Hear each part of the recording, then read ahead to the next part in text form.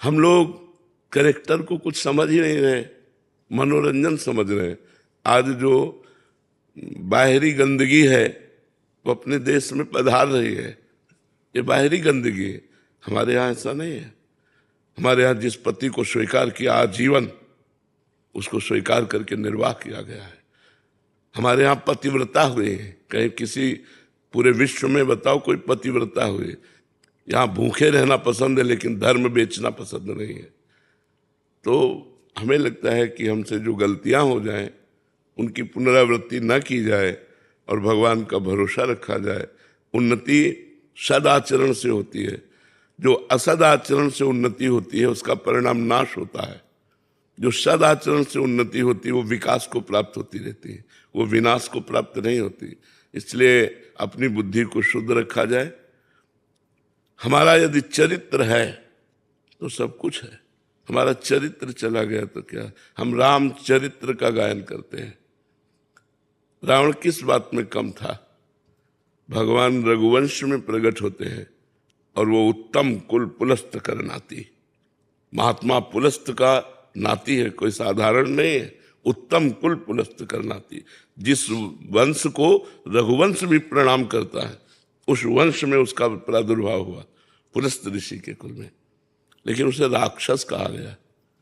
किस कारण? आचरण, चरित्रहीनता के कारण उसे राक्षस कहा गया। वहां भी तो विभीषण जी भी तो प्रकट हुए उसी कुल में। भगवान उनसे कहते तुम सारीखे संत प्रिय मोरे, धरो देह नहीं आन नहीं हो रे। तुम्हारे जैसे संतों के लिए मैं अवतार लेता हूं, विभीषण जी से कह रहे हैं। उसी कुल में तो प्रकट हुए। उसे राक्षस कहा गया एक भाई को, और एक भाई को संत कहा गया। तो चरित्र, आचरण, व्यवहार, हमको चाहिए सब कुछ देकर चरित्र की रक्षा करना। चरित्र देकर के लौकिक उन्नति कोई खास बात नहीं है।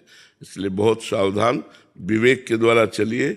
जो गलतियां हो गई वो हमसे भूल हुई, भूल को भगवान क्षमा करते हैं। भगवान का नाम जप कीजिए, नमक रोटी खाइए, लेकिन धर्म से चलना सीखिए तो आपको शांति मिलेगी, विश्राम मिलेगा। नहीं तो ये हमारे शब्द याद कर लीजिए, भय, चिंता, शोक, नकारात्मक विचार, आखिरी में डिप्रेशन, परिणाम। अगर गलत आचरणों में बढ़ते चले गए तो इस लाइन पर क्लियर बिल्कुल आप समझ लीजिए, यही लाइन चलेगी। भय, चिंता, शोक, नकारात्मक विचार, निगेटिव विचार इतने कि आप डिप्रेशन में पहुंच जाओगे। आखिरकार सोच बदल जाएगी कि ऐसा जीना भी क्या, और फिर आखिरी परिणाम बहुत भयावह होता है। इसलिए धर्म से चलो तो निर्भय, निश्चिंत, निशोक और अमरत्व, भगवान की प्राप्ति। नाम जप करो, अच्छे आचरण वाले बनो। लोगों के कहने से हमें कोई प्रभाव नहीं पड़ना। हमें अपना जीवन सुदृढ़ अपने लिए रखना चाहिए कि हम जैसे हैं हमारे भगवान जानते हैं। ये क्या कहता है इस बात पर हमें ध्यान नहीं देना। लोगों की बातों के लिए जीते हैं कि लोग हमें अच्छा कहें। आप अच्छे जियो, पूरा संसार अच्छा कहेगा। आज नहीं तो कल कहेगा। चलो तो सही ढंग से चलो जी। केदार सिंह जी दिल्ली से। राधे राधे। राधे राधे महाराज जी। महाराज जी, आत्मबोध, ज्ञान प्राप्ति के पश्चात अंतर यात्रा और परमानंद की अनुभूति बनाम नाम जप की निरंतरता, इन दोनों मार्गों की सार्थकता और प्रभाव में क्या भिन्नता है महाराज जी? जब हम नाम जप करते हैं तो हमारी बुद्धि पवित्र हो जाती है। जब सब पाप नष्ट हो जाते हैं तो हमारी बुद्धि में विवेक का उदय होता है। विवेक लोक परलोक के भोगों से वैराग्य दिलाता है। और जब वैराग्य दृढ़ होता है तो ब्रह्मबोध प्रदान करने वाला ज्ञान प्रकट होता है। और उसी ज्ञान से इस अनात्मा शरीर से राग नष्ट करके अपने स्वरूप बोध में स्थित हो जाता है महात्मा। वही महात्मा है जो स्वरूप बोध में स्थित है। बाहरी वेशभूषा को महात्मा नहीं कहते, आंतरिक स्थिति को महात्मा कहते हैं। तो नाम जप के बिना संसार का चिंतन नहीं छूटेगा। संसार का चिंतन जब तक नहीं छूटेगा तो चिंतन के द्वारा राग बना रहेगा। इसलिए उसे वैराग्य ना होने के कारण शुद्ध ज्ञान नहीं होगा। और भगवान का नाम सच्चिदानंदमय है। तो जब सच्चिदानंद का चिंतन होगा तो जगत का चिंतन छूटा, तो सच्चिदानंद के चिंतन से ज्ञान और जगत के चिंतन से अज्ञान। तो ज्ञान से स्वरूप बोध, ज्ञान से संपूर्ण लोक लोकांतरों में एक ही परम तत्व विराजमान है, ऐसा बोध। किसका प्रश्न है? समझ में आ रही बात? इसलिए नाम जप की अत्यंत आवश्यकता है। बिना भगवान का नाम जप किए न वैराग्य दृढ़ होगा, न भक्ति दृढ़ होगी, न ज्ञान दृढ़ होगा। देखो सनक सनंदन सनातन सनत कुमार ये आत्मबोध संपन्न महापुरुष है, तो हर समय रटते रहते हैं हरि शरणम हरि शरणम हरि शरणम हरि शरणम। भगवान शंकर बोध प्रदान करने वाले जगत गुरु हैं, आत्मज्ञान प्रदान करने वाले जगत गुरु हैं। हर समय भगवान का नाम जपते रहते हैं, भगवान का चरणोदक गंगा जल अपने माथे पे धारण करते हैं। तो चाहे ज्ञान हो, भक्ति हो, वैराग्य हो, बिना भजन के नहीं प्राप्त होता। केवल पढ़ लेने से या सुन लेने से या प्रवचन कर लेने से आत्मबोध नहीं होता, उसके लिए भजन करना पड़ता है। समझ में आई बात? अविनीश जी दिल्ली से। राधे राधे महाराज जी। महाराज जी, सच्ची भक्ति की पहचान क्या होती है? तदर्पिता अखिलाचारिता तत्स्मरणेन परम व्याकुलते थी। समस्त आचरण भगवान के अनुकूल और एक क्षण के लिए भगवान का विस्मरण होना, प्राण व्याकुल हो जाना। जैसे मछली को जल से अलग करो तो तड़पने लगती है, ऐसे भगवान को भूल जाने पर एक तड़पन पैदा होना। मैं कैसे भूल गया भगवान का? तद विस्मरणेन परम व्याकुलते थी। भगवान का विस्मरण होने पर हृदय व्याकुल हो जाए और जितने आचरण हैं, जितने कर्म हैं, वो सब भगवान को समर्पित हो। भगवान को समर्पित कर्म वही होते हैं जो पापाचरण नहीं होते। तदर्पिता अखिलाचारिता, अखिल माने सब, सब आचरण भगवान को समर्पित हो, अर्थात परम पवित्र आचरण हो और निरंतर भगवान का सुमिरन हो। जरा सा विस्मरण हो जाने पर हमारा हृदय व्याकुल हो जाए, ये उत्तम भक्ति की पहचान है। उत्तम भागवत वही है जो त्रिभुवन की राजलक्ष्मी देने पर भी आधे पल के लिए भगवान का विस्मरण नहीं करता। अगर त्रिभुवन की राजलक्ष्मी जी जाए तो और कहा जाए कि आधे पल के लिए भगवान का भजन छोड़ दो, तो नहीं छोड़ेगा। उसे ही उत्तम भागवत कहते हैं। उत्तम भागवत वही त्रिभुवन की राजलक्ष्मी देने पर भी आधे पल के लिए भगवान का विस्मरण न करे, इतनी आसक्ति हो जाए भगवान में, उसे ही कहते हैं उत्तमा भक्ति। उत्तम भक्ति का स्वरूप, इसी से प्रेम लक्षणा भक्ति का प्रादुर्भाव होता है। प्रेम इसी से प्रकट होता है। समझ पाया? वीरेंद्र जी करनाल से। जी हरिवंश महाराज। महाराज जी, जैसे संसार में हमें किसी से तत्काल स्वाभाविक ही आसक्ति हो जाती है, तो वैसा महाराज जी श्री जी से प्यार क्यों नहीं होता? नहीं होता, क्योंकि पहली बात तो हमारी मन और इंद्रियों की गति प्रकृति की तरफ है। उसे परमात्मा की तरफ मोड़ना कठिन लगता है। विषय प्रिय लगते हैं, शरीर प्रिय लगता है, संसार प्रगट है और वो अप्रकट है। इसलिए विषय प्रियता के कारण, देहाभिमान के कारण, संसार प्रियता के कारण उनमें प्रेम नहीं हो पाता। उनके प्रेम के साधन है नाम जप करना, संतों का संग करना, वाणी जी का गायन करना, लीला चरित्रों का श्रवण करना, भक्तों के चरित्र सुनना, परोपकार करना। ये करो, धीरे धीरे धीरे धीरे जब आपका संसार राग मिटेगा तो भगवान से अनुराग हो जाएगा, श्री जी से प्रेम हो जाएगा। और जब प्रेम होता है तब दर्शन होते हैं। इसकी परीक्षा होगी। जगत के भोग और जगत की रूप दिए जाएंगे, और आप जब ना कर देंगे, उसमें पास हो जाएंगे, तो आपको प्रेम हो जाएगा भगवान से। कोई खेल तमाशा है? भगवान है, अखिल लोकों के स्वामी हैं, उनसे प्यार करने के लिए हम उनके आशिक हैं, तो उसके लिए फिर तैयारी करनी होती है। तैयारी संत जन कराते हैं। नाम जप करो, गंदे आचरण छोड़ो, शास्त्रों का स्वाध्याय करो, हर समय पवित्र विचार वाले, पवित्र भोजन वाले, पवित्र आचरण वाले, तब परम पवित्र भगवान की तरफ हम चलते हैं। तो चलते रहो, नाम जप करते रहो, चलते रहो। धीरे धीरे जब हृदय पवित्र होगा तब श्री जी से प्रेम हो जाएगा। ऐसे थोड़ी श्री जी कोई सांसारिक व्यक्ति थोड़ी है, लालजू की प्राण है। लाल बिहारी को प्राण जीवन धन, वार पियत नित पानी, मेरी महारानी श्री राधा रानी। तो इसलिए बहुत धैर्य पूर्वक चलना होता है, लंबे समय तक कष्ट सहकर चलना होता है, काम क्रोध आदि विकारों से बचना होता है, तब जाके कहीं श्री जी से अनुराग होता है। सत्यम जी। राधे राधे महाराज जी। महाराज श्री, आपने एक बार सत्संग में बताया था कि कोई व्यक्ति ये 10 नामापराध करता है तो उसको नाम जप का फल नहीं मिलेगा, किंतु महाराज जी उस व्यक्ति ने वो नामापराध नाम जप शुरू करने से पहले करे हो, तो महाराज जी अगर बीच में भी करे हो, मान लो पहले की बात का, बीच में भी करे हो और उसको पश्चाताप हो रहा है कि मेरे से गलती हो गई, तो नाम कीर्तन कर रहा है, नाम जप कर रहा है, तो सब बराबर हो जाएगा, ठीक हो जाएगा, चल देगा। पहले की तो बात जाने दो, वर्तमान में भी हो जाए, मनुष्य है हम, हमसे गलती हो सकती है, तो उसका प्रायश्चित भी है। नाम कीर्तन आधा घंटा किया और अंदर से दाह पैदा हुआ, अंदर जो जलन होती है उससे अपराध मोचन हो जाता है। और नाम कीर्तन सर्व पाप नाश करने की सामर्थ्य रखता है। नाम जप चल रहा है तो नाम जप और नाम कीर्तन से नामापराध नष्ट हो जाते हैं। लेकिन जानबूझकर नामापराध ना करे। स्वयं अगर कोई ऐसी कुसंग वसात चेष्टा बन जाए तो हमको नाम जप नाम कीर्तन से उसे नष्ट कर देनी चाहिए, चिंता नहीं करनी। अनीता जी गुजरात। श्री हरिवंश महाराज जी।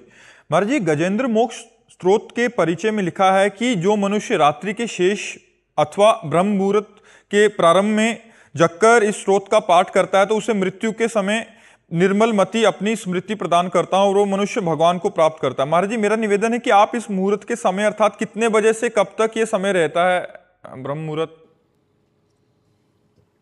ब्रह्म मुहूर्त तो 4 बजे से माना जाता है, प्रातःकालीन ब्रह्म मुहूर्त 4 बजे से माना जाता है। जो 4 बजे हैं जब प्रातःकालीन, तब माना जाता है। देखो, हर स्तोत्र का एक फल है।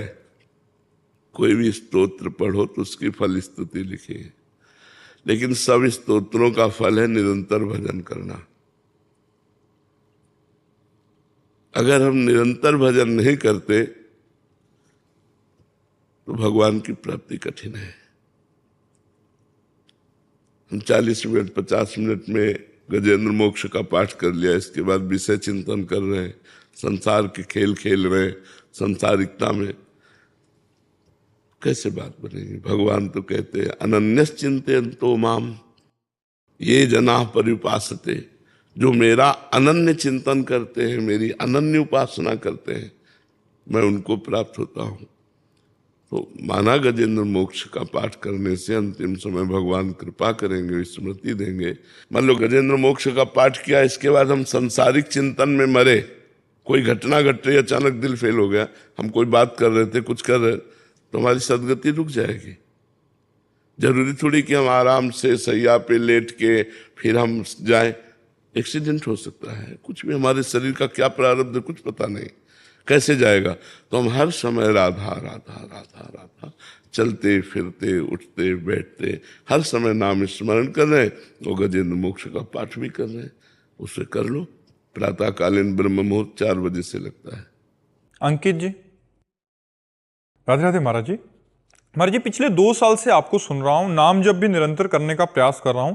आपके श्रीमुख से सुना है कि भगवत प्राप्ति के लिए गुरु बनाना और गुरु मंत्र लेना ज्यादा लाभदायक है, परंतु महाराज जी इस बात का डर रहता है कि कहीं गुरु दीक्षा लेने के बाद ग्रस्त में रहते हुए कोई नियम टूट जाए, उससे पाप लगेगा।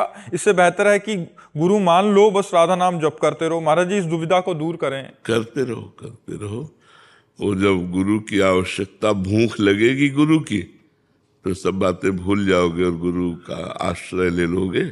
नाम जप करो, यही सब ठीक कर देगा। नाम जप करते रहो, यही गुरु की भूख पैदा कर देगा, यही गुरु के लिए तड़पने लगेगा। तब गुरु मंत्र ले लेना, खूब नाम जप करो और किसी संत को गुरु भाव से देखते रहो, गुरु भाव से मानते रहो, और जब भगवान कृपा करेंगे तब गुरु जी का वरण हो जाएगा और हमसे ऐसी गलती भी नहीं होगी, हमारे आचरण ठीक हो जाएंगे। तब तक के लिए नाम जप करते रहो। हर्षित जी लखनऊ से। राधे राधे महाराज जी। राधे राधे महाराज जी। महाराज जी, मैं एक बैंक में कर्मचारी हूं और समय निकालकर श्री जी का नाम और उनका स्मरण करने का, कर्मयोगी बनने का प्रयास कर रहा हूं। महाराज जी, मेरा सवाल यह है कि क्या कर्मयोग और भक्ति योग से ही भगवत प्राप्ति हो जाएगी कि सांख्य योग के मार्ग को पहले अपनाना नहीं, होगा? एक ही मार्ग को ग्रहण करना होता है, चाहे कर्मयोग, चाहे भक्ति योग, चाहे सांख्य योग। तीनों भवरोग की अचूक औषधि है तीनों। तो एक मार्ग को चयन कर लो। जैसे कर्मयोग है तो हर कर्म पवित्रता पूर्वक करो, भगवान का स्मरण करते हुए, और भगवान को समर्पित कर दो। सब में भगवत भावना, निष्काम भाव से किया गया कर्म वो कर्मयोग कहलाता है। प्रायः सकामता से ही कर्म होते हैं, तो हम उन कर्मों को भगवान को समर्पित कर दें, भगवान का स्मरण करते रहें। चाहे जो योग हो, भगवान का स्मरण प्रधान है। तो भगवत स्मृति के साथ जो कर्म किया जाता है वो योग बन जाता है। योग माने जुड़ना। हम अपने कर्म को, अपनी स्मृति को भगवान से जोड़ा तो हमारा कर्म योग बन गया। अगर भगवत स्मृति से नहीं जोड़ा तो केवल कर्म रहेगा। कर्म बंधन कारक है, कर्मयोग मोक्ष प्रदान करने वाला है। सो संसार के हित के लिए कर्म करना, परिवार के हित के लिए कर्म करना, अपने शरीर के हित के लिए कर्म करना, ये कर्मयोग है। भोगों से शरीर का अहित होता है, हित नहीं होता है। तो ये विचार करके भगवत स्मृति युक्त होकर हर कर्म भगवान को अर्पित करते हुए चलो, तो आपका कर्मयोग पुष्ट हो जाएगा। किसका प्रश्न है, समझ पा रहे हैं आप? जी, श्री भागवत गीता में लिखा है कि सांख्य योग का पालन करेंगे तो कर्म योग योगी बनना आसान हो जाएगा।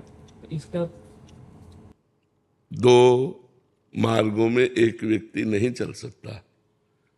दो मार्गों में सांख्य योग जब हम ग्रहण करेंगे तो उसमें तत्व विचार है, तत्व विचार, आत्म तत्व का चिंतन, और वही ब्रह्म मैं हूं जिसकी खोज की जा रही है। उसमें सर्वस्व का त्याग करके अपने स्वरूप में स्थित होना है। इसमें सर्वस्व का समर्पण करके भगवान में स्थित होना है। अंतर हो जाएगा ना, दासोहम और शिवोहम। मैं चराचर जगत का सेवक हूं, यह है कर्मयोग। जो चराचर में आत्म तत्व विराजमान वही मैं हूं, यह है सांख्य योग। जो चराचर का स्वामी है, चराचर में व्याप्त है, मैं उसका प्रेमी हूं, मैं उससे प्रेम करता हूं, मैं उसकी आराधना करता हूं, उपासना करता हूं, ये भक्ति योग है। वो एक मार्ग में एक समय चला जा सकता है, और बहुत मार्गों की जानकारियां एकत्रित करके चलना एक कदम नहीं तो उससे लाभ नहीं मिलेगा। हर कर्म को भगवान को समर्पित करते हुए जितना समय आप अधिक से अधिक सुमिरन में लगाए। मान लो बैंक में हो तो हर समय कार्यरत नहीं हो, जब कार्यरत हो तो समय भगवान को समर्पित कर दो, जब खाली हो तो नाम जप करते रहो भगवान का। तो ये सहज सरल, इससे जो ज्ञान प्रकट होगा वह अज्ञान का नाश कर देगा। और अगर आप बहुत मार्गों की जानकारी कर लेंगे तो कटिंग शुरू हो जाएगी दिमाग में, किस पे चलूं, कैसे चलूं, क्या करूं। तो एक जैसे जंगल में पहुंचा हुआ व्यक्ति जिसको ज्ञान नहीं है और बहुत से मार्ग हैं, वो भूल जाएगा, भटक जाएगा। एक मार्ग पकड़ लो, तुम्हें बिल्कुल इस संसार रूपी जंगल से बाहर कर देगा, चाहे भक्ति योग, चाहे कर्मयोग, चाहे सांख्य योग। गोवर्धन गिरधारी जी राजस्थान से। राधे राधे महाराज जी। महाराज जी, आपके चरणों में दंडवत प्रणाम। महाराज जी, भक्ति, ज्ञान एवं वैराग्य जीवन में आता तो है पर टिकता नहीं है, इन्हें स्थायी रूप से बनाए रखने के लिए क्या करें? भगवत स्मृति। जो स्थायी ज्ञान न हो उसे ज्ञान नहीं कहते, जो स्थायी भक्ति न हो उसे भक्ति नहीं कहते, जो स्थायी वैराग्य न हो उसे वैराग्य नहीं कहते। क्षणिक वैराग्य, क्षणिक ज्ञान, फिर विषयों में प्रीति, ये शुद्ध ज्ञान नहीं है। श्रद्धावान लभते ज्ञानम तत्परा संहितेन्द्रिया।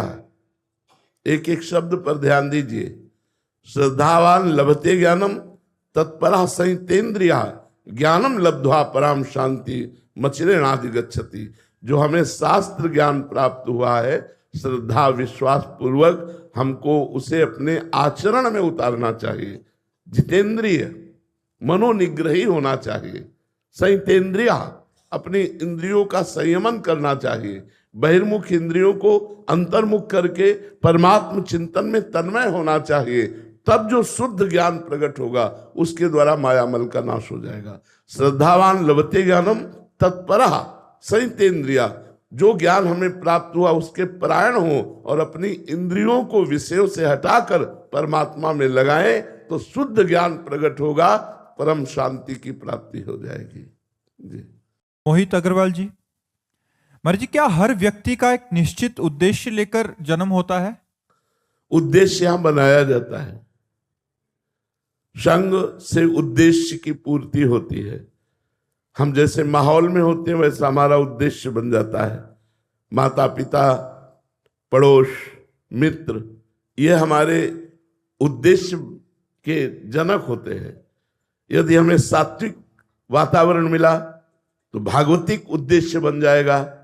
यदि हमें रजोगुणी तमोगुणी संग मिला तो जागतिक उद्देश्य बन जाएगा। उद्देश्य लेकर जन्म नहीं होता, प्रारब्ध लेकर जन्म होता है। प्रारब्ध में दो कर्म होते हैं, एक शुभ और एक अशुभ, उनके दो परिणाम होते हैं, एक सुख और एक दुख। लेकिन उद्देश्य संग से बनता है। जैसे साधु संग मिल गया तो भगवत प्राप्ति का उद्देश्य बन गया, कुसंग मिल गया तो भोगों का उद्देश्य बन गया। उद्देश्य संग से प्रकट होता है। इसलिए भगवान कृपा करें और हमें उत्तम संग की प्राप्ति हो, जिससे हमारा उद्देश्य उत्तम बन जाए, भगवत प्राप्ति का बन जाए। उद्देश्य लेके जन्म नहीं होता, उद्देश्य जन्म के बाद होता है। जहां हमें जैसा वातावरण मिलता है हमारा वैसा उद्देश्य बन जाता है। रोहिणी जी, राधे राधे महाराज जी। महाराज जी मेरा प्रश्न है कि संसार के सभी दायित्व को निभाते हुए संसार के हर कण कण में, हर वक्त, हर घड़ी, हर पल श्री ठाकुर जी के दर्शन एवं स्मृति हम किस प्रकार कर सकते हैं? पहली बात, संतों का संग करो। दूसरी बात, भगवान की लीला कथा सुनो। तीसरी बात, गुरु चरणों में दृढ़ अनुराग मान त्याग करके करो। चौथी बात, भगवान की लीलाओं का गायन करो। पांचवी बात, दृढ़ विश्वास रख करके भगवान के नाम और मंत्र का जप करो। छठवीं बात, बहुत सहनशील गंभीर भाव से रहना चाहिए, हमारे आंतरिक भावों को कोई जान न पावे। सातवीं बात, सब में भगवान को देखने का अभ्यास करना चाहिए। आठवीं बात, जैसे भगवान रखें उसी में संतुष्ट रहना चाहिए। हमारा व्यवहार सरल, छलहीन और भगवान में दृढ़ विश्वास हो। ये 9 बातें हो तो हमारे को भगवत दर्शन की सामर्थ्य प्राप्त हो जाएगी। यदि हम नियम पूर्वक इन 9 बातों को अपने जीवन में उतारें तो हमारे हृदय में वो ज्ञान प्रकट हो जाएगा, जिन ज्ञान चक्षुओं से कण कण में भगवान का दर्शन होता है। और अपने दायित्वों का पालन करे धर्म पूर्वक पालन करके उसे कृष्णार्पणम मस्तु कर दे, उन कर्मों को भगवान को समर्पित कर दे। तो समर्पण से और इस 9 प्रकार की भावना से हमारे हृदय में दिव्य ज्ञान, दिव्य भक्ति का उदय होता है, जिससे भगवत साक्षात्कार की योग्यता आती है कि कण कण में हम भगवान को देख सकें। सीवी पराशर जी फरीदाबाद से, राधे राधे महाराज जी। महाराज जी आपके चरणों में कोटि कोटि वंदन। गुरु जी, जैसे कि हमने श्री गीता जी में पढ़ा है कि कर्मों का फल तो अवश्य भोगना ही पड़ता है, तो महाराज जी क्या शरणागति उपरांत कर्म बंधनों से बचा जा सकता है? कर्म बंधन कट जाते हैं, लेकिन प्रारब्ध भोग भोगना पड़ता है।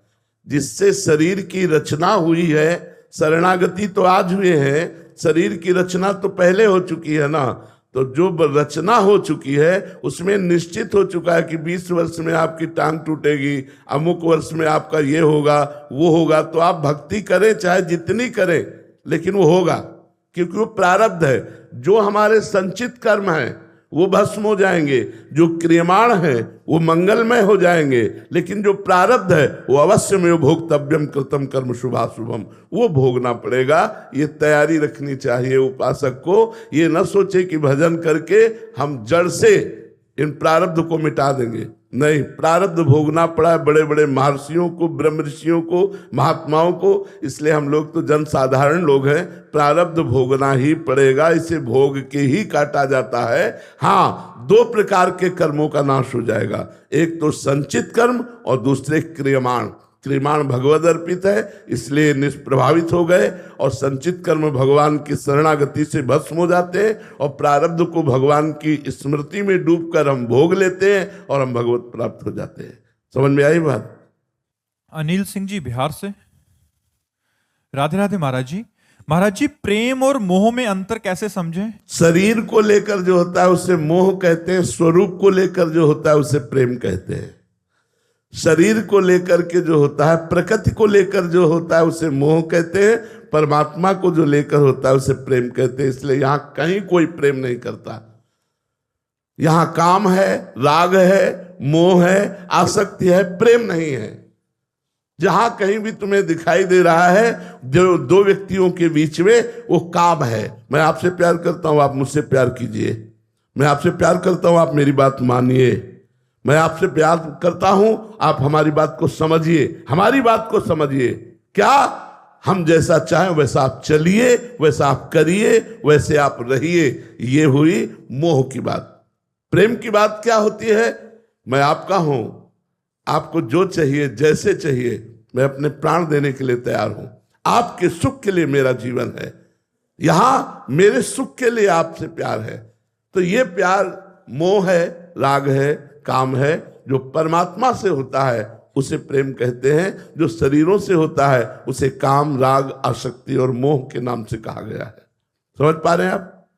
यहां कितना प्रेम है आपको हम एक उदाहरण में बता दे। आप जिससे प्यार करते हो और वो किसी और से प्यार करने लगे, क्या करोगे आप? आशीर्वाद दोगे आप उससे द्वेष करने लगेंगे, आप नफरत करने लगेंगे। वही प्रेम, ये प्रेम है। प्रेम तो वो है कि बहुत अच्छा हुआ, शायद हम आपके सुख के योग्य नहीं थे, आपके सुख के योग्य ये मिले।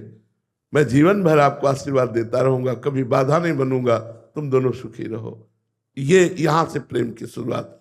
इस प्रेम की दम है, अगर वो है तो वो भगवान से जुड़ा हुआ चित्त होगा, तभी ये हो सकता है, नहीं ऐसा नहीं हो सकता। संसार का ये रीति है, संसार का ये प्यार नहीं है। प्यार जिसे कहते हैं, अभी उसकी तत्सुख सुखित्वम, सामने वाले के सुख में सुखी हो जाना, प्यार उसे कहते हैं। प्रतिक्षण वर्धमानम, कुछ भी करो हमारा प्यार तुम्हारे प्रति बढ़ता चला जाएगा। एक मुस्कुराहट में प्राण त्यागने की इच्छा होती है, प्रेम उसे कहते हैं। अपने प्यारे की एक मुस्कुराहट देखने के लिए प्राण बलिदान करने की इच्छा होती है। और यहाँ हमारी वासनाओं का खेल है, प्रेम का खेल नहीं है। यहाँ वासनाओं की, इच्छाओं की पूर्ति है एक दूसरे से, इसलिए हम उसे प्यार नाम दे रहे हैं। ये काम है, ये राग है, ये मोह है, ये आसक्ति है। लक्ष्य गोस्वामी जी हरियाणा से। राधे राधे महाराज जी। महाराज जी, परमात्मा प्रत्यक्ष रूप में हृदय में स्थापित हैं, तब भी माया जीव को कैसे भ्रमित कर देती? नहीं, प्रत्यक्ष नहीं है। प्रत्यक्ष तो पांच भौतिक देह है। परमात्मा अप्रकट रूप से हृदय में विराजमान है। प्रत्यक्ष का मतलब होता है जैसे आपको मैं देख रहा हूं, इसे कहते हैं प्रत्यक्ष। और अप्रत्यक्ष रूप में वो हृदय में विराजमान है, उसको प्रत्यक्ष करना होता है साधना के द्वारा, भजन के द्वारा करना होता है। जब तक हम भजन नहीं करेंगे, जब भजन करते हैं तो माया का पर्दा हटा देता है, और फिर जब प्रकाशित होता है तब माया की सामर्थ्य नहीं कि वो आकर्षित कर सके। सबके हृदय अछत अविकारी, गोस्वामी तुलसीदास जी ने लिखा है। अछत माने जिसका नाश नहीं हो सकता, अविकारी माने जिसमें कभी विकार नहीं हो सकता। वो निर्विकार अविनाशी परमात्मा सबके हृदय में है, लेकिन सकल जीव जग दीन दुखारी, सारा संसार भोगों की दैन्यता में और दुख में पिस रहा है। ऐसा क्यों? बोले तहां वेद अस कारण राखा, भजन प्रभाव संत श्रुति वाखा। वेद कारण रखे हैं कि भजन करोगे तो भगवान प्रकट हो जाएंगे। जब भगवान प्रकट हो गए फिर माया नाम की कोई चीज ही नहीं है, कोई शक्ति ही नहीं है, क्योंकि शक्तिमान प्रकट हो चुका है। तो वो अप्रकट हृदय में विराजमान, चुपचाप शांति से देख रहे हैं, तुम जो कर रहे हो उसका हिसाब दे रहे। अब उनकी शरण में होकर उनको प्रकट करना। भय प्रकट कृपाला दीन दयाला, जब वो दीन दयाल हृदय में प्रकट हो जाते हैं तब माया का आकर्षण नष्ट हो जाता है। समझ पा रहे हैं आप हमारी बात? निकिता जी मोहाली पंजाब से। राधे राधे महाराज जी। महाराज जी, केवल वाणी से कह देना कि हम श्री जी को समर्पित हैं, क्या यही वास्तविक समर्पण है? नहीं नहीं नहीं नहीं, तन वांग मनोभी रमले सोहम तवि वाश्रिता।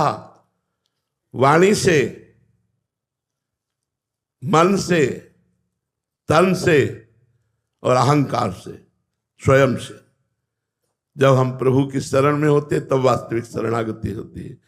वचन से हमने कहा कि मैं श्री जी का हूं, तो जीवन में ये बात ध्यान रखना, तुम्हारे वचन से नहीं निकलना चाहिए किसी और के सामने कि मैं आपका हूं। तब वचन की शरणागति पूर्ण हुई कि मैं श्री जी का हूं, श्री जी का ही रहूंगा। फिर शरीर के द्वारा जितने आचरण है वो सब श्री कृष्ण अनुकूल लेन, प्रभु के अनुकूल, प्रियाजू के अनुकूल हो। फिर मन का संकल्प विकल्प प्रिया प्रीतम की सेवा के लिए हो, और फिर स्वयं में दासत्व आ जाए कि मैं महारानी जी का दास हूं, मैं प्रियाजू का दास हूं। बस फिर शरणागति का जो रंग चढ़ेगा वो परमानंदमय होगा, वो महासुखमय होगा। पर किसी महापुरुष के संग से ही ये तन मन वचन सब समर्पित होते हैं, नहीं तो अहम की लीला चलती रहती, शरणागति नहीं हो पाती। श्री राधा वल्लभ लाल की। सुरेंद्र जी गुरुग्राम से। राधे राधे महाराज जी। महाराज जी, मोह को त्याग कर भगवत प्राप्ति कैसे होगी महाराज जी? बिना मोह के बच्चों का पालना कैसे करें, उनकी परवरिश कैसे करें महाराज जी? मोह त्यागने का कोई सरल उपाय है क्या? देखो, कठिन लग रहा है। जो तुम्हें लग रहा है कि बिना मोह के हम अपने बच्चों का पालन नहीं कर सकते, ये तुम्हारा भ्रम है। मोह श्रेष्ठ है या प्रेम श्रेष्ठ? विचार कर। मोह मलिन होता है, प्रेम निर्मल होता है। यदि हम अपने बच्चे से प्रेम करें कि मेरे भगवान मेरे बच्चे के रूप में आए, क्या इससे बढ़कर के कोई भाव हो सकता है?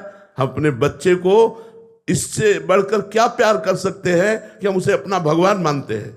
हम अपनी पत्नी को इससे बढ़कर प्यार क्या कर सकते हैं? हम उसे अपना भगवान मानते हैं। हम माता पिता को इससे बढ़कर क्या प्यार दे सकते हैं? हम उन्हें भगवान मानते हैं। मातृ देवो भव, पितृ देवो भव। तो हम यदि भगवान की भावना करें तो मोह का नाश हो जाए और भगवत प्रेम हो जाए। सब में भगवान विराजमान है। तो मेरे बेटे के रूप में कौन आया है? भगवान ही तो आए हैं। भगवान अगर चले जाएं उनके शरीर से तो उस शरीर को हम जला देते हैं, शरीर को गाड़ देते हैं, शरीर का कोई महत्व नहीं रखते। तो आज भी आप अनजाने में भगवान का ही महत्व रख रहे हैं, तो उन्हीं भगवान से प्यार करो ना। अपने बेटे के शरीर रूपी मंदिर में भगवान को देखो, मेरा परमात्मा इस रूप में आया है, और प्यार करो। आपकी भक्ति बढ़ेगी और भगवान की प्राप्ति होगी और बेटे का प्यार भी सुरक्षित रहेगा। मोह से बढ़कर के प्रेम है। मोह में तो अज्ञानता है, प्रेम में ज्ञान है। इसलिए भाई ऐसा न सोचो कि मोह के बिना परिवार का पोषण कैसे हो सकता है। बहुत अच्छे से हो सकता है यदि हम भगवत भाव करें तो। पर भगवत भाव करने के लिए नाम जप जरूरी है। बिना नाम जप के भावना नहीं जागृत होती, भजन से ही भाव की प्राप्ति होती है। खूब नाम जप करो। महाराज जी, आपके अनुगत यहाँ 400-500 संत रह रहे हैं, तो आप पालन पोषण कर रहे हैं, क्या आपको मोह है? हमें जितना एक गृहस्थ अपने परिवार से प्यार करता होगा उससे करोड़ गुना प्यार है, करोड़ गुना। हर बच्चा हमको हमारे हृदय से, हमारी आत्मा है। हर बच्चा बच्ची हमारी आत्मा है। लेकिन हम कभी पास नहीं बैठते, कभी हम ये नहीं कहते, दुलार नहीं करते, लेकिन हृदय से हमारा चिंतन, जैसे कछुआ अपने अंडे को जल में रह कर के चिंतन के द्वारा उसे परिपक्व कर देता है, ऐसे हम चिंतन के द्वारा अपने शिष्य या अपना परिकर या जो जहाँ भी रह रहा है वो चिंतनी शक्ति के द्वारा हम अपनी आत्मा मानते हैं। हम इनको बहुत प्यार करते हैं, पर हम प्रगट में प्यार नहीं करते। महाराज जी, ये तो बहुत बड़ा उदाहरण है कि बिना मोह के इतने जनों का पालन पोषण हो। और हर बच्चा अगर वो ईमानदारी से सत्य मार्ग में लगा है तो उसको अनुभव होगा कि मुझसे बहुत प्यार करते हैं। सबको अनुभव होगा जितने हैं कि हमको बहुत प्यार करते हैं, ये अनुभव होगा। जबकि हम कभी किसी से नहीं कहते हम तुम्हें प्यार करते हैं, कभी नहीं कहते। कभी पास बैठकर दुलार नहीं करते, और जब पास मिलेंगे तो बस एक दृष्टि से देख लिया, बस इतना ही बहुत हो गया। लेकिन प्रेम के द्वारा सबका पोषण होता है, मोह के द्वारा नहीं। अच्छा, आप इतने लोग बैठे हो, क्या हमारे प्यारे नहीं हो? क्या आप हमें प्यार नहीं कर रहे हैं? क्या मोह का संबंध है हमारा आपका? नहीं है। लेकिन इतना प्यार है कि हम तुम्हें कैसे बताएं। शुद्ध प्रेम चिंतन के द्वारा होता है। भगवत चिंतन करते हुए भाव में भर के जिसका चिंतन कर लिया उसका कल्याण हो गया, उसका मंगल हो गया। कल्याण होना, मंगल होना, दुखों का नाश हो जाना, यही बात है। ऐसे लाखों लोग हैं जो देश विदेश में रह रहे हैं। हो सकता है मैं उनको बाहरी ना पहचानता हूं, लेकिन वो भाव कर रहे हैं और उनका परिवर्तन हो रहा है, क्योंकि आंतरिक चिंतन से परिवर्तन हो रहा है। उसे प्रेम कहते हैं। जी वास्तविक प्रेम तो गुरु ही कर सकते हैं।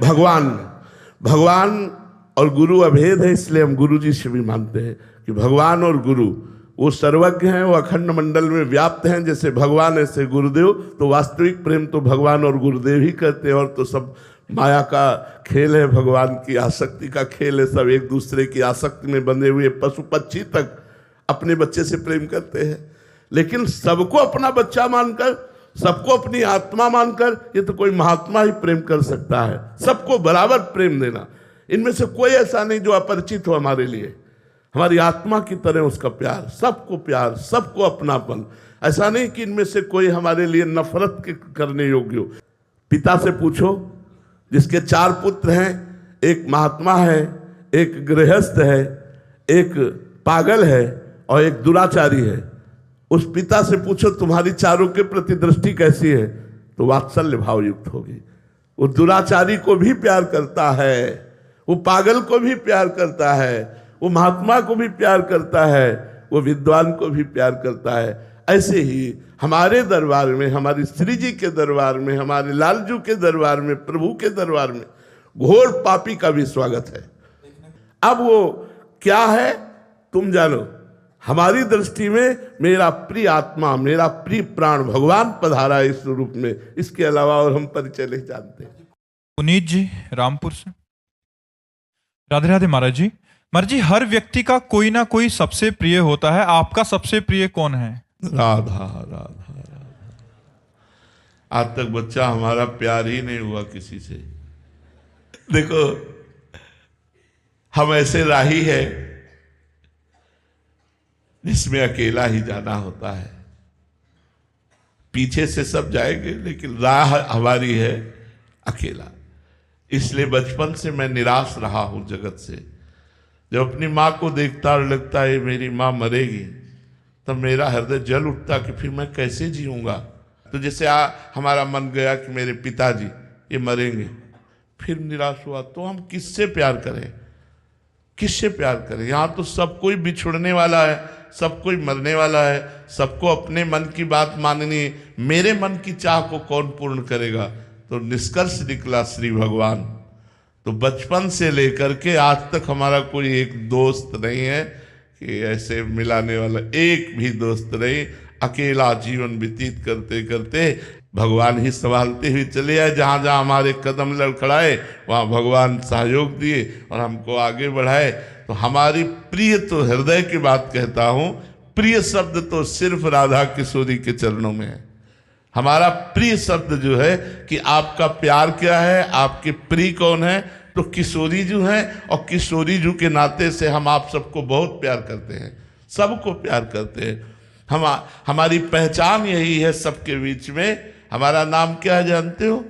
प्रेमानंद। तो हमारे पास है क्या? प्रेम आनंद। प्रेम कौन है? प्रियाजू। आनंद कौन है? लालजू। तो प्रेमानंद मतलब प्रियालाल। प्रियालाल की चर्चा, प्रियालाल का नाम, प्रियालाल का धाम, प्रियालाल के गुण और प्रियालाल के संबंध से हम आप सबको बहुत प्यार करते हैं कि आप हमारी श्री जी की बातें सुनने आए, आप श्री जी के संबंध से आए। इसलिए हम भगवत स्वरूप मानकर सबको प्यार करते हैं। वैसे हमारा केवल प्यार शब्द एक ही जगह है, राधा किशोरी के चरणों में। अब कितना है वो जाने, उनके लायक है कि नहीं ये वो जाने, पर वो समिट करके अब कहीं नहीं है, केवल श्री जी के चरणों में है। सचिन जी शिमला हिमाचल से। राधे राधे महाराज जी। महाराज जी, आपके चरणों में दंडवत प्रणाम। महाराज जी, भगवत मार्ग के पथिक को भगवत साक्षात्कार होने से पहले ऐसे कौन कौन से अनुभव या संकेत या भाव मिलते हैं जिससे पता चले कि वो सही मार्ग पर चल रहा है? कामादि विकार निष्प्रभावित होने लगते हैं।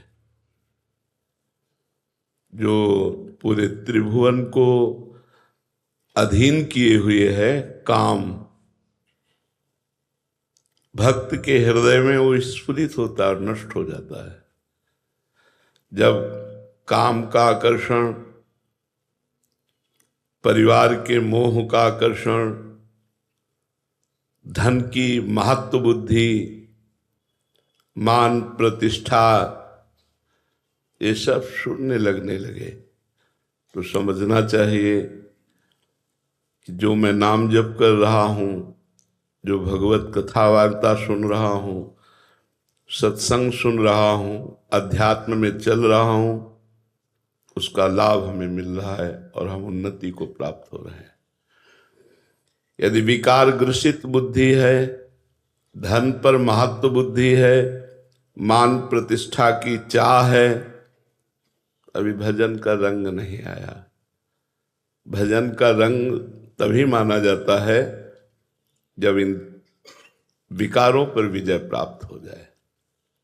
काम क्रोध मद मान न मोहा, लोभ न क्षोभ राग नहीं द्रोहा, जिनके कपट दम्भ नहीं माया, तिनके हृदय बसहु रघुराया। जहां काम क्रोध अभिमान द्वेष राग ये सब नष्ट हो चुके हैं, शांत हृदय है, कोई चाह नहीं, एक अद्भुत आनंद, एक अद्भुत उमगन, प्रतिपल यही कब मिलेंगे प्रभु, कब मिलेंगे प्रभु। तो समझना चाहिए कि हमारा मार्ग बहुत ठीक है और हम उन्नति को प्राप्त हो रहे हैं। अगर कंचन कामनी और कीर्ति में हमारी प्रियता है तो अभी भजन हमारा रंग नहीं लाया। कामनी प्रिय लगे, धन प्रिय लगे, मान प्रतिष्ठा प्रिय लगे, तो समझना चाहिए अभी मार्ग ठीक नहीं है। अभी अध्यात्म मार्ग में हमारी उन्नति नहीं हो रही। अध्यात्म मार्ग में उन्नति तभी मानी जाती है जब इन तीनों पर हमारी अनासक्त बुद्धि हो जाए, न कंचन में, न कामिनी में, न मान प्रतिष्ठा कीर्ति में, तब हमारा भजन सफल माना जाएगा। निरंतर भगवत स्मृति, विकारों पर विजय और मान मद आदि का त्याग। समझ पा रहे हैं आप? राम भक्ति प्राप्त हो ऐसा आशीर्वाद दे। गोस्वामी तुलसीदास जी ने कहा है कि मैं भगवान शंकर को साक्षी करके कहता हूँ, अगर कुछ और बोलूँ तो जीभ गर जाए। ये दो अक्षर ही मेरे माई बाप है, राम, बस नाम।